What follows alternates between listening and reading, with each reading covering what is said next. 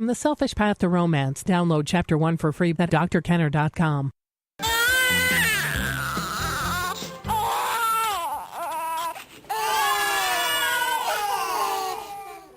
Imagine being a parent and with a brand new baby and getting almost no sleep at night.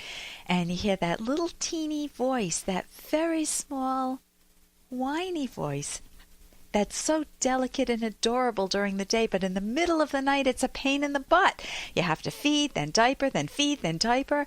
Then you realize you have the clothes to wash, you have to do the grocery shopping, you wish your husband or you wish your wife would do more, and you've got to manage a job, a career, and your circuits are overloaded. Your mental circuits are totally on overload.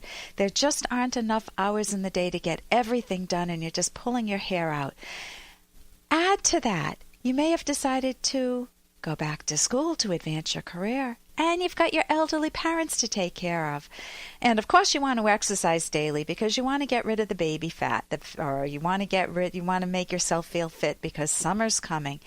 It's so easy for any of us to get into that mode where we feel like we're mentally drowning. And also, it doesn't have to be these big things. It can be very small frustrations that can set us off. For example, the other day, I felt anxiety creeping through my skin, and that's very rare for me. Because I have so many skills, I'm very lucky to be in this career. So I took a closer look at this. What caused this anxiety? Why this huge rush? Well, during the day, I had a 2-hour break. That's wonderful. I can get a lot of work done. I needed to call insurance companies for clients. So these are the medical insurance companies. So I said, oh, good, I can take care of all of this busy work and move on, feel real accomplished. I got on the phone and called the first insurance company, and I went through the menus, and I'm used to going through, and I finally get to where I need to be. I get a woman with a lovely syrupy voice, and she tells me that I have the wrong number. I'm on the chiropractic line, not the mental health one. So that gave me a feeling of, you guessed it, frustration. So I start all over again. And this happened over and over again. I would go through all of the phone menus.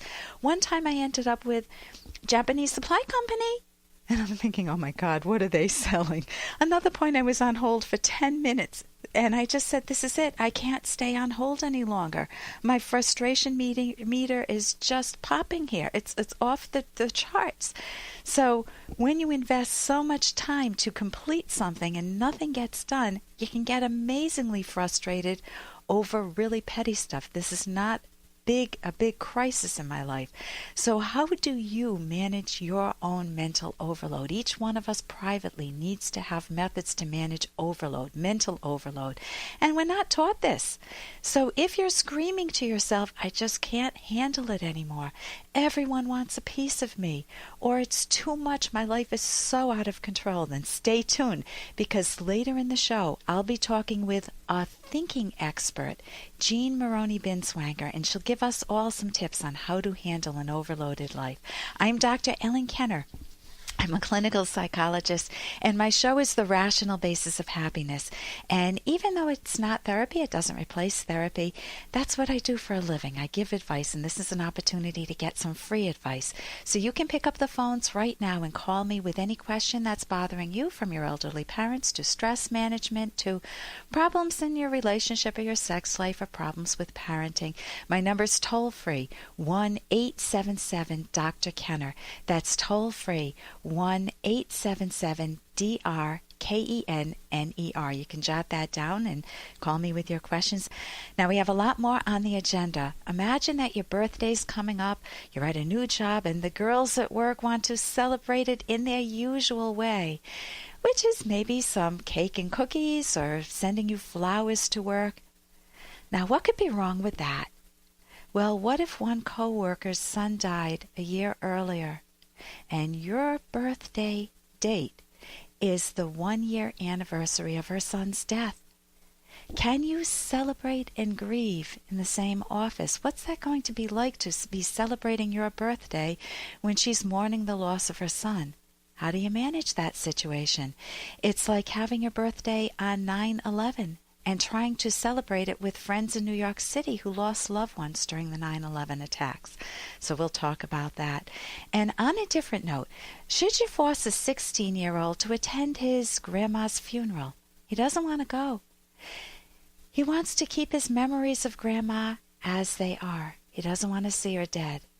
Are you sheltering him if you let him bow out? And what do you say to family and friends who say, "Oh, where's Joey? Where is he? How come he's not at the funeral?" Should you force him to go? Or are you respecting his rights to not go to his grandma's funeral? I'll answer these questions and your questions coming up. Again, I'm Dr. Ellen Kenner, clinical psychologist. My number is toll-free, 1-877-DRKENNER. And right now, I want to turn to our after-hours line and listen to a woman who feels terrible and anxious. Dear Dr. Kenneth, I feel terrible. I feel anxious. If you can give me any advice, I will be happy. Okay, listen to the pacing of your voice, too. It's very slow. And so I suspect that feeling terrible means that you feel depressed. You have some hopelessness. You feel like there are no solutions. I'm not hearing someone that's revved up and really super anxious, like, "Oh, my God, what do I do? What do I do?"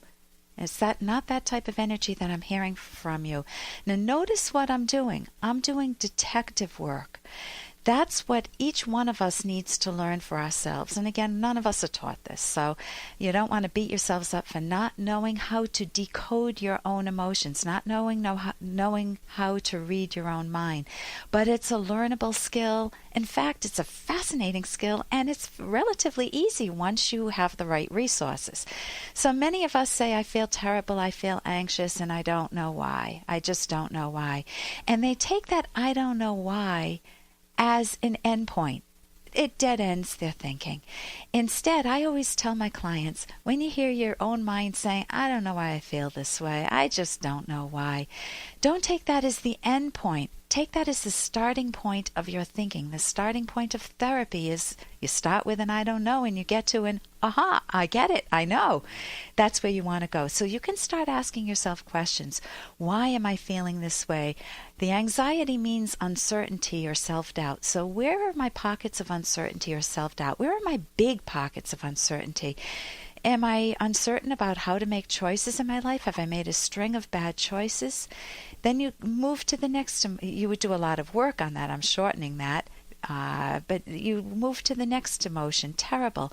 What do I mean by terrible? That's a negative emotion. Do I feel guilty, sad, angry, ashamed? What negative emotion? I'll continue with this after the break and your calls and questions. And also later in the show, we'll be talking to a thinking expert. We've got a lot on the agenda today. I'm Dr. Ellen Kenner. My show's The Rational Basis of Happiness. That means your happiness matters. Call me toll free, 1-877-Dr. Kenner, DRKENNER. Your future hasn't been written yet. No one's has. Your future is whatever you make it. So make it a good one. Here's an excerpt from The Selfish Path to Romance by clinical psychologist Dr. Ellen Kenner. What you are looking for in a romantic soulmate is someone who will treasure you for what you value most in yourself, who has most of the qualities you cherish and enjoy on a daily basis, someone with whom you share fundamental values and who makes you feel visible. Your soulmate is a person you are strongly attracted to intellectually, emotionally, and sexually. This is true not only at the level of your conscious judgment, though that is critically important, but also at the deepest level of your subconscious, as revealed by your emotional responses. You experience it as, "This is the perfect partner for me," but you will not necessarily experience these emotional responses, valid or not, after just one meeting. You can download Chapter 1 for free by going to drkenner.com, and you can buy the book at amazon.com.